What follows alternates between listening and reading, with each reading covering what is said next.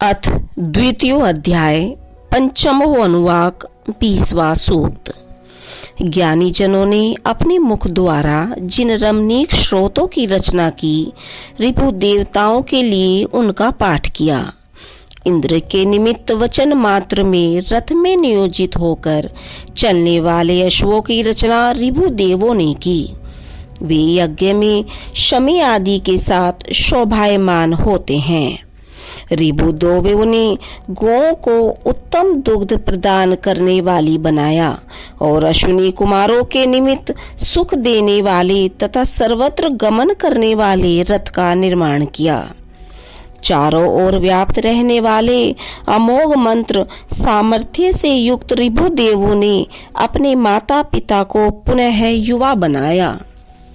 हे रिपु देवो, अत्यंत हर्षित करने वाला वह सोमरस इंद्र, मरुतों तथा आदित्यों सहित तुम्हें अर्पित किया गया है।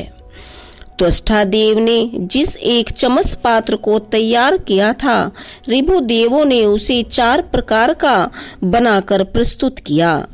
स्तुतियों द्वारा प्रशंसित रिपु देव सोम सिद्ध करने वाले प्रत्येक यजमान का तीनों कोटि के एक एक कर 21 प्रकार के रत्न प्रदान करें। यज्ञ भाग को धारण कर उसका सेवन करने वाले तेजोमय रिपु देव अपने श्रेष्ठ कार्यों द्वारा देवताओं के स्थान पर अधिष्ठित हुए। 21वां सूक्त। इस यज्ञ स्थान में हम इंद्र और अग्नि को आवाहित करते हैं।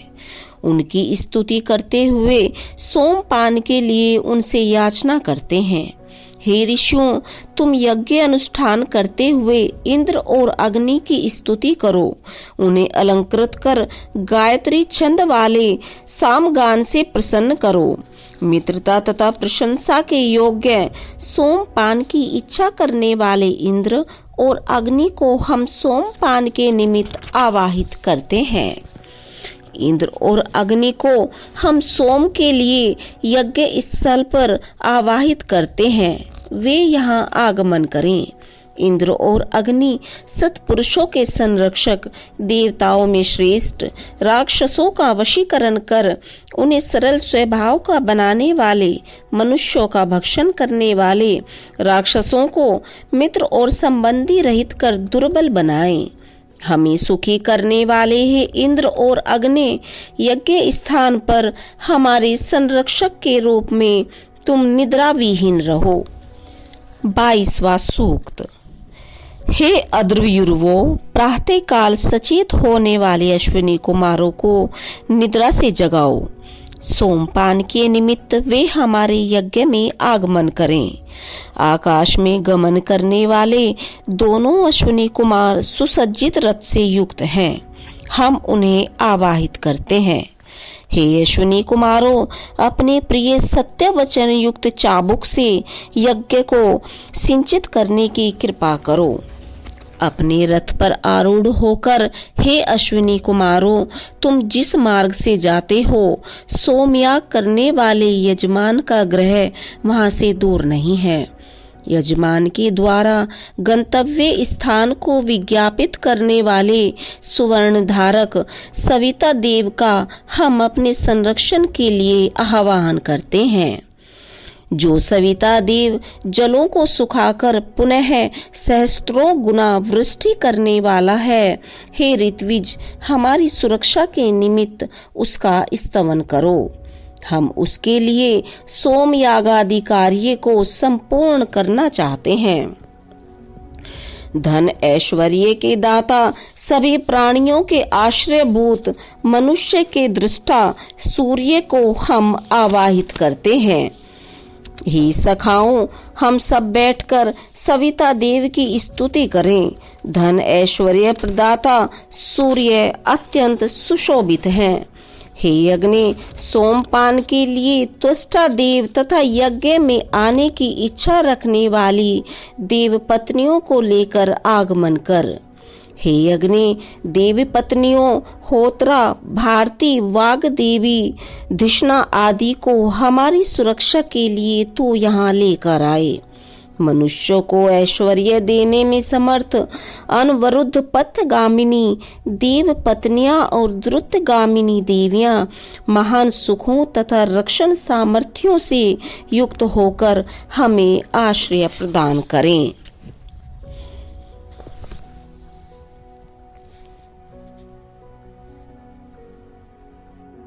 इंद्राणी, वरुणानी और अग्नाई का हम कल्याण तथा सोमपान के निमित्त आह्वान करते हैं। पृथ्वी और स्वर्ग हमारे इस यज्ञ कार्य को संपन्न करे। वे भरण पोषण करने वाले सुख साधनों से हमें तृप्त करें। आकाश तथा पृथ्वी के मध्य गंधर्व लोक के ध्रुव स्थान में अवस्थित धृत की भांति जलों को विद्यजन अपनी विवेक युक्त कृत्यों तथा सामर्थ्य के द्वारा प्राप्त करते हैं। उत्तम आवास एवं सुख देने वाली, बाधा हरने वाली है पृथ्वी, तो हमें प्रचुर मात्रा में सुख प्रदान करे। जिस स्थान से विष्णु ने अपना पराक्रम दिखाया, वहां पृथ्वी के सातों धामों से देवगण हमारा संरक्षण करें।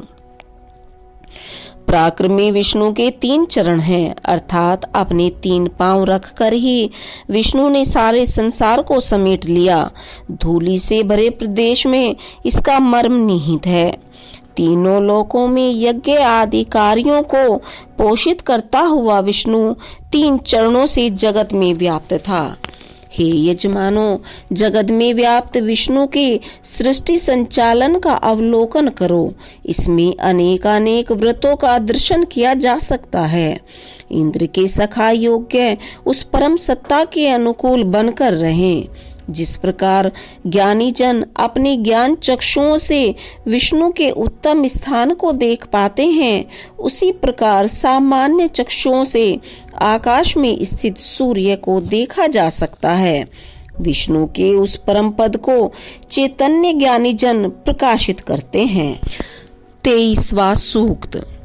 अभिशोत सोमरस तीखा होने के कारण दूध में मिलाकर उत्तर वेदों के पास रखा गया है। हे वायु, तू इस सोमरस का पान करने वाला हो। जिन इंद्र और वायु का यश दिव्य लोक तक व्याप्त है, उन्हें हम सोमरस का पान करने के निमित्त आवाहित करते हैं।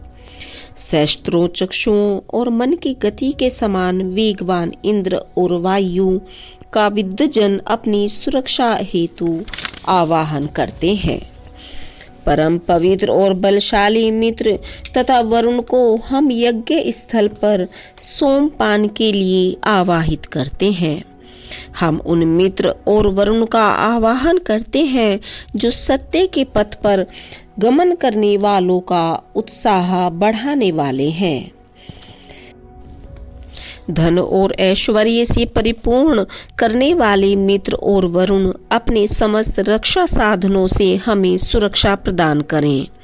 हम सोमपान के लिए मरुतों सहित इंद्र का आवाहन करते हैं। वे यहाँ आकर तृप्त हो जाएं। पूषा देवता के समान इंद्र ही उत्तम दान करता है। मरुदगणों सहित वह हमारे आवाहन को सुनने वाला है। हे दानी मरुतो, तुम अपने सहयोगी और बलवान इंद्र के साथ दुष्ट शत्रुओं का विनाश करो। कोई दुष्ट हम पर आधिपत्य न कर सके। अनेक वर्णों से युक्त पृथ्वी के पुत्र महान वीर तथा पराक्रमी मरुदगणों को हम सोमपान के लिए आमंत्रित करते हैं। तीव्र गति से प्रवाहित होने वाला गर्जन विजयनाद के समान गुंजारित होता है, जिससे मनुष्यों का कल्याण संभव होता है। विद्युत के समान प्रकाशित मरुदगण हमें प्रसन्नता और सुरक्षा प्रदान करें। हे पूषा, तू तेज युक्त धारण शक्ति से संपन्न है। जैसे खोए पशु को ढूंढकर लाते हैं, वैसे ही तू स्वर्ग से सोम को लाए। प्रकाश युक्त पूषा ने अंतरिक्ष गुहा में छिपे शुभ्र तेजों से युक्त सोम राजा को प्राप्त किया। हमारे लिए पूषा देव याग के हेतुभूत सोम के साथ वसंत आदि 6 ऋतुओं को उसी प्रकार प्राप्त करता है जिस प्रकार अनाज की प्राप्ति के लिए कृषक खेतों को जोतता है। यज्ञ की अभिलाषा करने वालों का सहायक मधुर रस रूप जल प्रवाह शखा रूप है और वह दुग्ध को पुष्ट करता हुआ यज्ञ मार्ग से आगमन करता है। जो जल सूर्य में समाहित है या सूर्य के साथ उसका सानिध्य है, ऐसा जल हमारे यज्ञ का सिंचन करे। उन जलों को हम स्तुति करते हैं जिसका सेवन हमारी गौएं करती हैं। उन प्रवाहमान जलों के लिए हम हवि अर्पित करते हैं। जल में अमृत के समान औषधीय गुण हैं। हे देवताओं, ऐसे जल की प्रशंसा से तुम उत्साहित हो। जल में सभी औषधियां सर्व सुख प्रदान करने वाले अग्नि तत्व समाहित हैं। प्राय सभी प्रकार की औषधियां जलों से ही प्राप्त होती हैं। यह कथन सोमदेव ने किया। जीवन रक्षक है जल समूह। औषधियों को तो हमारे शरीर में स्थित करे, जिससे हम रोगहीन होकर चिरकाल तक सूर्य दर्शन करने में सक्षम हों। हमने कोई पाप किया हो, किसी से द्रोह किया हो, सत्पुरुषों पर आक्रोश किया हो अथवा असत्य आचरण आदि का जो भी पाप कृत्य किया हो, हे जलो, उन सब को बहाकर तुम दूर करो। हमने जल में प्रविष्ट होकर उसके रस को अनुभव किया है। हे अग्नि, हे पवस्वान, हम तुम्हारा स्वागत करते हैं। तुम जलों सहित आकर हमें तेज प्रदान करो। हमें तेज युक्त करने वाले हे अग्नि, तू प्रजा और दीर्घायु से हमें युक्त कर। ऋषि, देवता और इंद्र हमारे अभिप्राय को जाने।